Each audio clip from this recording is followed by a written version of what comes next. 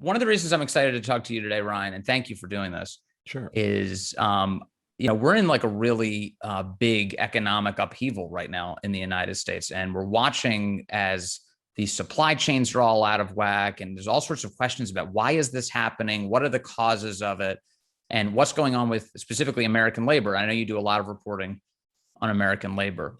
As you're watching all of this, what are you learning? Is there anything that for instance, like with American trucking, I've been really stunned to see just the extent of the shortages of American truckers. The average age of American truckers very much older than typical jobs, and all of a sudden, a lot of Americans are now feeling it in their wallet as they're seeing that products are much more expensive because there's just too few people to get those products to them. So, what are you thinking as you're seeing all this? It's been interesting to watch this unfold because my entry into the political world was in the 1990s as a college student, to date what generation I'm from.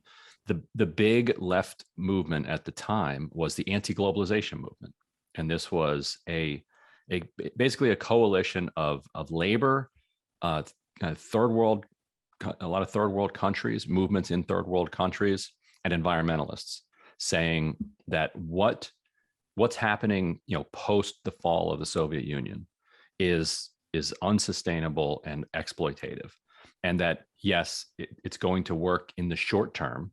If you move your factory, from Bethlehem, Pennsylvania, first down to South Carolina to break the union, and then once there's a little bit of union activity in South Carolina, you move it to Mexico, and when you get a little problem in Mexico and you can find something cheaper, you move it to China. Like, okay, yes, like quarter by quarter, that's going to work for your bottom line. It's going to work for your executives, yes, but it's not going to work for the world. Sorry, can I just for the people of the world? Can you clarify something? You said third world countries were opposed to it too. Why was that?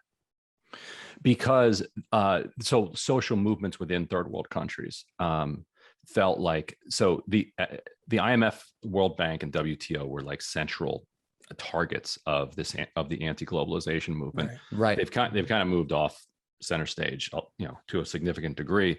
But what would happen is the IMF would come into somewhere in Central America, somewhere in Africa, somewhere in Southeast Asia, and they'd say, you have this debt problem.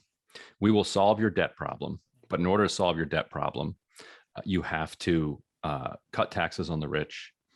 You have to cut your social spending for the poor, and you have to agree to all of these other draconian measures, basically austerity.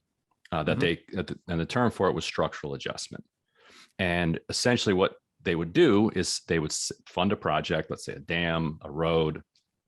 The money would all flow to the top. The project would be often poorly built or not built at all. Whatever kleptocrat had accepted the loan would then be ousted in some uprising or would just flee the country, take the money with them. And now the country is much deeper in debt, but also has much less social spending and a lower tax base on its elites. And so it created this cycle where instead of developing in a post-colonial era, they were slowly collapsing and going deeper and deeper into poverty. And the solution then would be more structural adjustment. Oh, you want us to get you out of this? We've got a World Bank loan for you right here. Here are the conditions that are on it.